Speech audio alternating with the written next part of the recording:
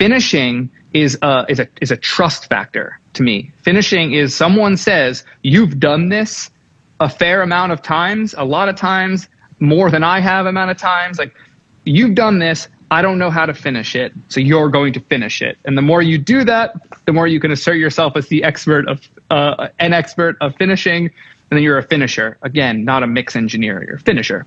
So a real life example, because I love to give real life examples.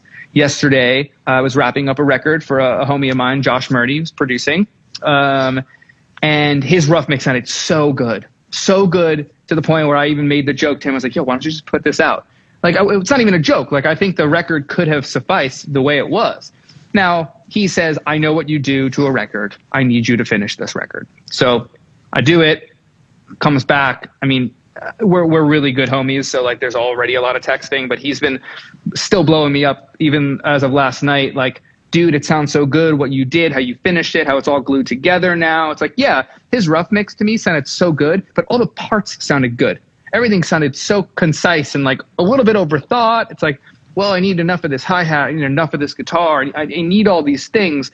And then I think my strong suit is I try to make it sound like a record. Like, you're not listening to the guitar, you're not listening to the drums, you're not listening to anything in particular, maybe the vocal, because we all know the vocal is the most important part, other than groove to a record, that I want you to hear it as a whole. I want you to see the painting as a whole, like this visual, auditory, physical experience. And that's how I think about the mix process in general. So like, I always, there's techniques at hand too that come to mind with this. I start from the top a lot. I'm constantly hearing the journey and the arc of the song. I use the word topography always because it's like a city and it's a landscape. It's not just, there's peaks, there's valleys, there's highs, there's lows, there's wider roads, there's this, it's a long journey. And I think that, like, I consider mixing 4-dimensional. I don't even see it as 3-dimensional. Like, people always say like, oh, 3D, like someone just said, how do you get that 3D width?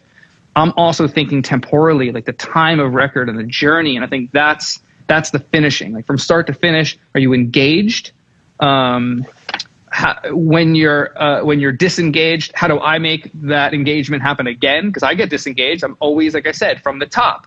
I start from the top, get through the first verse. Did anything trip me up? Not like a click and a pop or like a weird error that I'll go back and fix later. Like, creatively, is this arc happening? When that next pad comes in, is there enough low mids that like make my belly shake and feel like in a slower record where there's like maybe a trap record and the pad comes in on the pre-hook and you're like, that's the only new element. Like, what is that doing to you? How does it make you feel?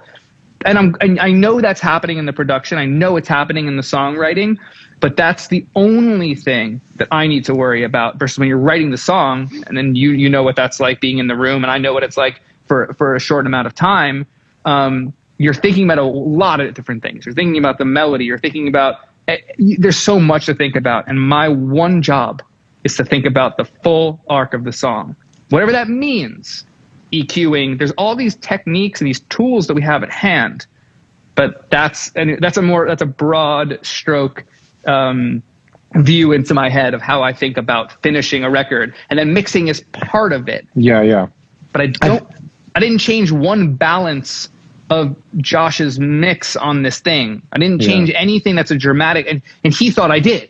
He's like, oh, I love how you brought forward that thing. I was like, yeah, I didn't raise the volume of it.